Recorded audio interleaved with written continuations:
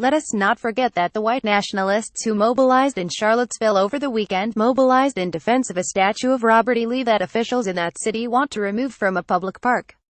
A young woman is dead because somebody who rallied to defend the graven image of a defeated general ran over her with a car. 19 others were injured for the same abominable reason.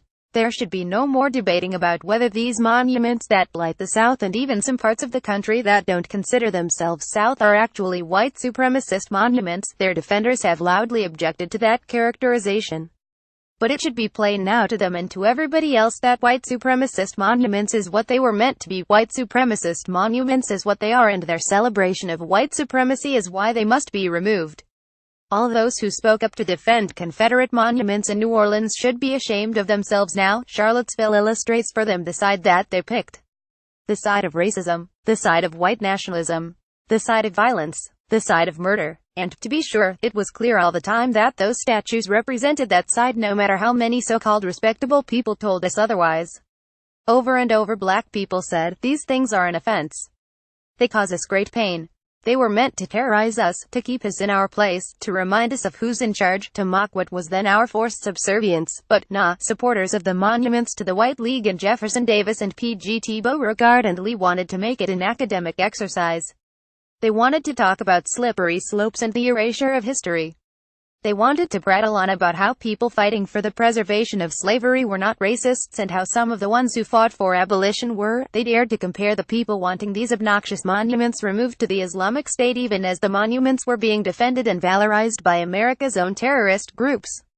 The Times-Picayune has black-white photos from September 12, 1976, that show Ku Klux Klan members marching to the Liberty Monument when it was at the foot of Canal Street. There's a photo from November 1978 that shows Kalamu Yasalam, spokesman for the Committee for Accountable Police, leading a counter-rally after the Klan had gathered at that monument yet again. And there's an even more iconic photo of a New Orleans police officer holding the Rev. Avery Alexander in a near chokehold as the local civil rights leader protests that monument. In that same photo, somebody's waving the Confederate battle flag, the Klan's favorite banner. So please, all you folks who thought it so important to fight to keep these monuments in place, don't pretend that you're just now learning who your allies were in that fight. At no point has it ever been unclear who your allies were: Nazis, Klansmen and white nationalists. And if it's true that the enemy of my enemy is my friend, then it is also true that the ally of my enemy is my enemy. You had a chance to stand up for the oppressed, but you opted to stand for and stand with the oppressors. Don't be surprised that 32-year-old Heather Heyer was killed as a result of a monument fight. Death goes hand in hand with white supremacy. All of us know that a belief in white supremacy led to the deaths of an untold number of black, brown, and red people in this country. But the deaths of Andrew Goodman and Michael Schwerner in Mississippi and Viola Liuzzo, the Rev. James Reeb and Jonathan Daniels in Alabama are a reminder that white supremacists are willing to kill white people who oppose them.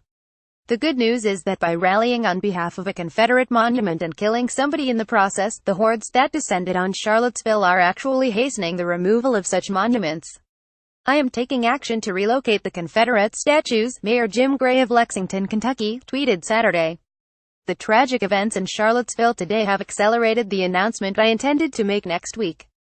Catherine Pugh, the mayor of Baltimore, Maryland, told the Baltimore Sun on Monday that she has talked to contractors about taking down 4 Confederate monuments in that city. A commission recommended that Pugh's predecessor remove 2 of the 4 monuments, but Pugh told a reporter Monday, "We're looking at all 4 of them."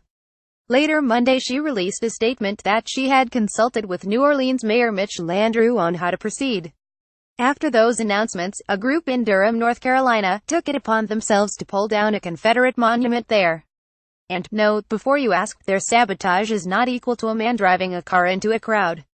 I've previously argued that sabotage is not the best way to respond to offensive monuments. Still, I understand the righteous anger that erupted in Durham Monday. A lie can't last forever. Confederate monuments are a lie. They bestow honor on those who deserve none, and they convey a distorted and perverted view of history. For Heather Heyer's sake, for Avery Alexander's, and for so many others whose names we don't know, may each of these monuments come down. And fast. Jarvis D. Berry is Deputy Opinions Editor for NOLA.com, The Times-Picayune. He can be reached at deberry@nola.com or at twitter.com Jarvis D. Berry.